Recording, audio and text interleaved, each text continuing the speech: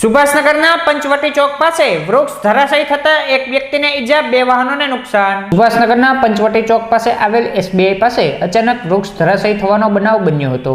આ વૃક્ષ ધરાશાયી થતા એક વ્યક્તિને ઈજા થવા પામી હતી, જ્યારે 2 વાહનોને નુકસાન થવા પામ્યું હતું। આ બનાવની જાણ ફાયર બ્રિગેડને કરવામાં આવતા ફાયર કર્મીઓએ દોડી આવી રસ્તા વચ્ચે પડેલ વૃક્ષને દૂર કરી રસ્તાને ખુલ્લો કરવામાં આવ્યો હતો।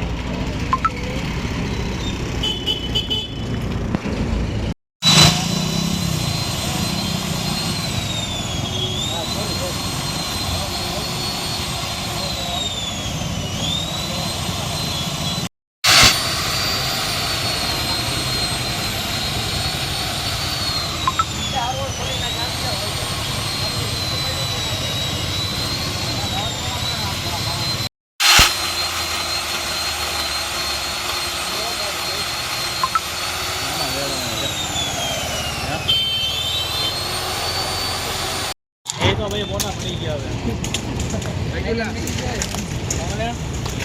डीजल पे वाला 12 नहीं दो मारे